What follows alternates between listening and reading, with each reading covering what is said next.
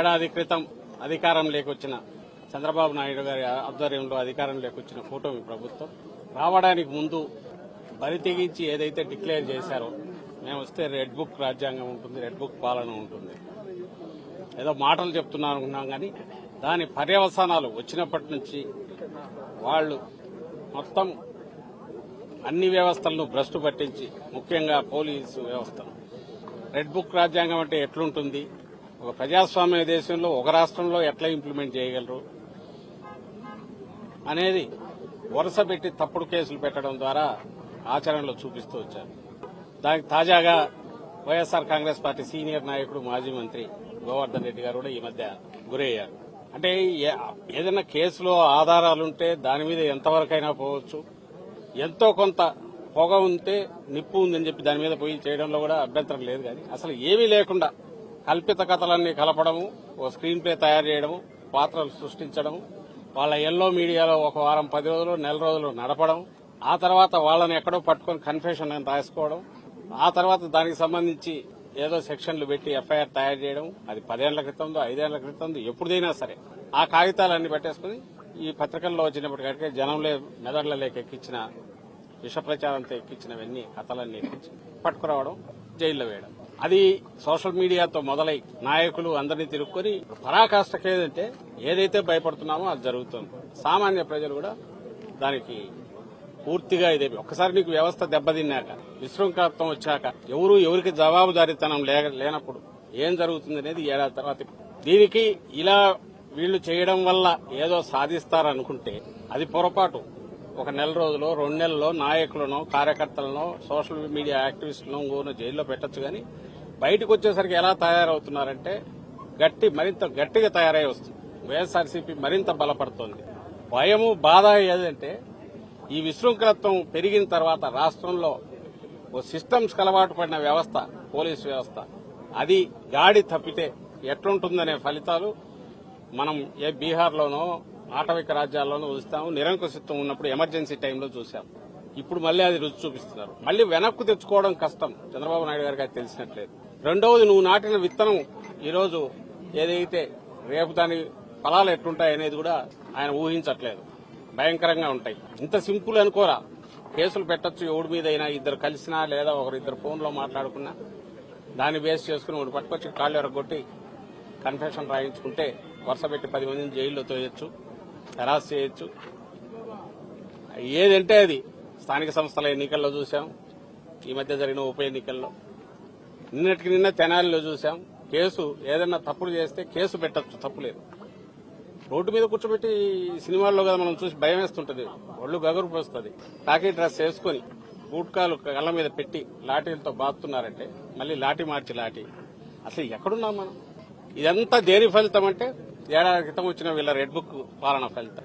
నిన్న చూశాను, అసలు ఎక్కడున్నామో కూడా అర్థం కాలే. ఈ జిల్లాలో కావలిలో ఎక్కడో ఏదో స్టేజ్ మీద మొత్తం బట్టలు లేకుండా డాన్స్ చేస్తున్నారు. అసలు దానికేం ఎక్కడ ఇంతవరకు ఎప్పుడు ఇట్లా జరగల. ఎక్కడైనా కొండల్లోనో ప్రైవేట్ గెస్ట్ హౌస్లోనో ఎక్కడైనా జరిగితే ఏమని అనుకోవచ్చు. ఎవరు పట్టించుకునేవారు. మన సొసైటీలో, సభ్య సమాజంలో ఓపెన్ గా జరుగుతున్నాయి ఇవన్నీ. ఎందువల్ల ఇది సిస్టమ్ ఫెయిల్ అయిపోయింది. వాళ్ళకు తాబేదారులుగా ఉండే అధికారులను ముందు పెట్టి నడిపిస్తున్నారు. డ్రెస్సులో, కాకి డ్రెస్సులో గూండాయిజం అనేది ఒకప్పుడు అనుకునేవాళ్ళం, అది కళ్ల ముందు ఇప్పుడు కనపడుతుంది.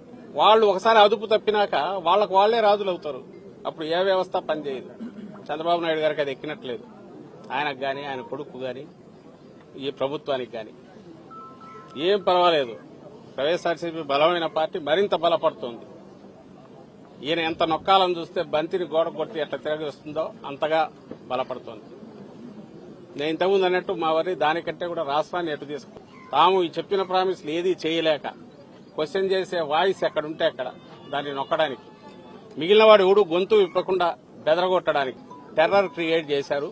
ఈ టెర్రర్ ను మరింత ప్రచారం చేసి ఎంటైర్ సమాజాన్ని దాన్ని భయపెట్టి అదుపులోకి తెచ్చుకోవడానికి ప్రచార సాధనాలన్నీ ఫుల్ ఉపయోగిస్తున్నారు. ఈ సందట్లో దోపిడీ భయంకరంగా సాగిస్తున్నారు. ఇది ఇప్పుడు జరుగుతున్న 1 ఇయర్ తర్వాత, ఈ పాలన తర్వాత. ఈరోజు కాకాని గోవర్ధన్ రెడ్డి గారు గట్టిగా గొంతు వినిపించే నాయకుడు. ఆయన మీద గురి పెట్టినప్పుడే అనుకున్నాం, ఆయన మాట్లాడుతున్నాడు అన్నప్పుడే ఈయన మీద గురి పెడతారని. సీనియర్ నాయకులు ఎవరుంటే వాళ్ళ మీద గురి పెడుతున్నారు. తద్వారా ఏ రకంగా అయినా సరే పార్టీని బలహీనం చేయాలి, ప్రతిపక్షం అనేది లేకుండా చేయాలని చూస్తున్నారు. అది అసాధ్యం. అందులో వైఎస్ఆర్సీపీ లాంటి పార్టీని జగన్మోహన్ రెడ్డి గారి లాంటి నాయకుడు, అంత పట్టుదల కలిగిన పటిమ ఉన్న నాయకుడిని వాళ్ళు ఏం చేయలేరు. దానివల్ల ఏమవుతుందంటే పార్టీ మరింత బలపడుతుంది. థ్యాంక్స్ టు చంద్రబాబు నాయుడు గారు. ఎస్, 2 నెలలు అందరం పోవచ్చు. వాళ్ళు ఎవరి మీద అందరి మీద కేసులు ఉన్నాయి, ఎప్పుడైనా పోవచ్చు. అంతకుమించి చేసుకోగలిగేది ఏం లేదు.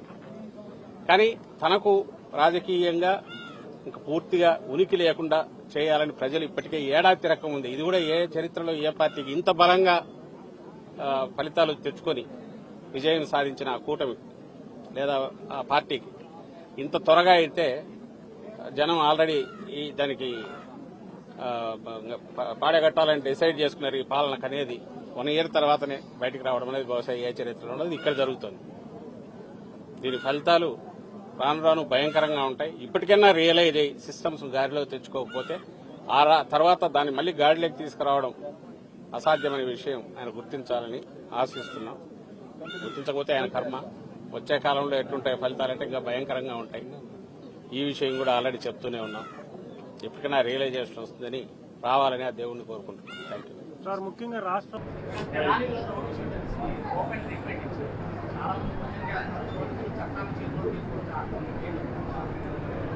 అంటే నేను ఈ వర్డ్ మా డీజీపీ గారు సిపి గారు ముందు చెప్పాలి, అంటే చెప్పాలో కూడా నాకు తెలియదు. కానీ చట్టాన్ని కంట్రోల్ చేయాల్సింది పోలీసులు. చట్టాన్ని పోలీసులు చేతిలోకి తీసుకోవడం ఏంటి? విషయం ఏంటంటే ఒకటండి, నాకు అర్థం కానిది ఏంటంటే తప్పు చేసినోడికి కులం ఏంటి, మతం ఏంటి, అదొక్కటి చెప్పండి. అది వాళ్ళు గాంజా బ్యాచ్. నిన్న కూడా మా వాళ్ళు డిపార్ట్మెంట్ అంతా కూడా ఒక ప్రెస్ నోట్ కూడా రిలీజ్ చేశారు డీజీపీ గారు. అసలు వాళ్ళ మీద ఎన్ని రౌడీ షీట్స్ ఉన్నాయి. అసలు తెనాల్లోని నాకే కాదండి, మీకు కూడా ఒక సోషల్ రెస్పాన్సిబిలిటీ ఉంది, ఒక విలేకరులుగా మీకు కూడా. ఒక్కసారి తెనాల్లో వాళ్ళ తాలూకా నేచర్ ఏంటి, వాళ్ళ తాలూకా బ్యాక్గ్రౌండ్ ఏంటి అన్నది ఒకసారి చెక్ చేయండి. యాక్చువల్గా ఒక గాంజా బ్యాచ్ పోలీస్ డిపార్ట్మెంట్ మీద చేసుకునేటప్పుడు అంటే ఫర్దర్గా ఒకసారి దానికి కూడా వీళ్ళు రాజకీయ రంగు పులిమేసి దానికి కులాన్ని అంటగట్టి మతాన్ని అంటగడతా ఉంటే ఇంకా పోలీస్ డిపార్ట్మెంట్ ఎలా వర్క్ చేసుకోవాలి? ఒకసారి ఆలోచించాలి. ఇదే పోలీస్ యాక్షన్ తీసుకోలేదు అంటారు, ఏదైనా ఒక స్టెప్ ఫార్వర్డ్ వేస్తే ఈ రకంగా మాట్లాడతారు. అంటే నేనేమంటానంటే కొంత పని మా డిపార్ట్మెంట్ చేసుకునే వాళ్ళు. అలాగని ఇప్పుడు అమాయకులను ఎవరిని కూడా మేము పడితే, ఇప్పుడు నేను ఒకటే మాట్లాడుతున్నానండి. ఇదే ఇప్పుడు ఎక్స్-సీఎం ఇప్పుడు ఈయన జగన్మోహన్ రెడ్డి ఏదేదో మాట్లాడుతున్నారు, ట్వీట్లో ఏదో పెడుతున్నారు, రేపు కూడా వస్తారు అంటున్నారు.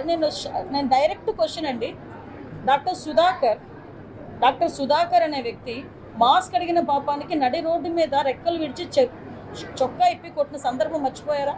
మరి ఆ రోజు ఎందుకు మాట్లాడలేదు జగన్మోహన్ రెడ్డి? ఆ రోజైతే భావ స్వేచ్ఛా ప్రకటన, ఆ రోజైతే అదే చంద్రబాబు నాయుడు గారు అమరావతి చూడటానికి వెళ్తే బస్సు మీద రాళ్ళు ఇసురుతా ఉంటే ఆ రోజు ఎందుకు రాళ్ళు ఇసిరారంటే భావ స్వేచ్ఛా ప్రకటన అని మాట్లాడారు. అదే పోలీస్ డీజీపీ ఆఫీస్కి పక్కనే ఉన్న మా సెంట్రల్ ఆఫీస్ మీద దాడి చేస్తే మా కార్యకర్తలకి బీపీ వచ్చింది అన్నారు. ఇవన్నీ ఎక్స్-సీఎం మాట్లాడిన మాటలే కదా. ఈరోజు ఇప్పుడు అదే వరప్రసాద్ అని, మన రాజమండ్రిలో వరప్రసాద్ అని ఇసుక మాఫియా గురించి మాట్లాడితే పోలీస్ స్టేషన్లో కూర్చొని శిరోముండనం చేస్తే మరి ఆ రోజు ఎందుకు మాట్లాడలేదు? దళిత నాయకుడు, ఆ రోజు దళితులు ఎందుకు శిరోముండనం చేశారు అని చెప్పి ఆ రోజు ఎందుకు మాట్లాడలేదు? ఆ రోజు ఎందుకు వరప్రసాద్ ఇంటికి వెళ్ళి పలకరించలే? ఆ రోజు ఎందుకు డాక్టర్ సుధాకర్ ఇంటికి వెళ్ళి పలకరించలే? ఆ రోజు ఎందుకు ప్రవీణ్ ఇంటికి వెళ్ళి పలకరించలే? అంటే పులివెందల నాగమ్మ అనే అమ్మాయిని చాలా బ్రూటల్గా హత్య చేస్తే మేము వెళ్తే మా మీద అట్రాసిటీ కేసులు పెట్టారే. మరి పులివెందుల నియోజకవర్గంలో నాగమ్మ ఇంటికి ఎందుకు ఆ రోజు జగన్మోహన్ రెడ్డి వెళ్ళే?